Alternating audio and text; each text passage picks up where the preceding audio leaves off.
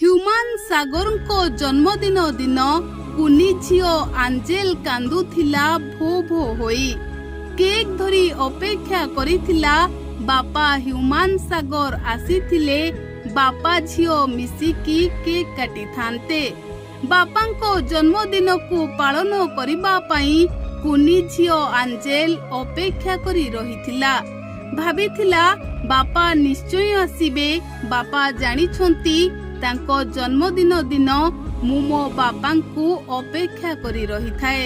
ହେଲେ ଯେତେବେଳେ ସକାଳ ଯାଇ ରାତି ଆସିଲା ସେତେବେଳେ କୁନି ଝିଅ ଅପେକ୍ଷା କରି କରି ଥକି ଯାଇଥିଲା।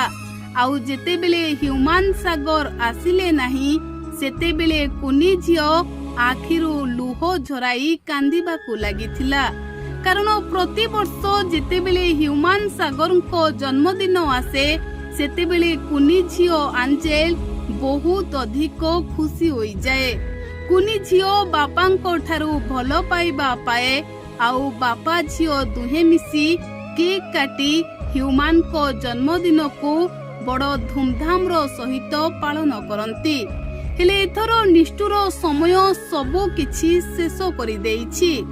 ଜନ୍ମଦିନ ପୂର୍ବରୁ ଝିଅ ପାଖରୁ ବାପାଙ୍କୁ ଅଲଗା କରିଦେଇଛି।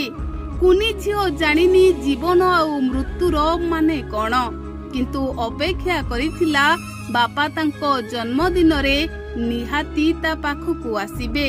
ଆଉ କେକ୍ ଧରି ଅପେକ୍ଷା କରି ରହିଥିଲା ବାପା ହ୍ୟୁମାନ ସାଗର ଆସିଥିଲେ ସାଥୀ ହୋଇ ସେମାନେ କେକ୍ କାଟି ବାପାଙ୍କ ଜନ୍ମଦିନକୁ ପାଳନ କରିବ ବୋଲି।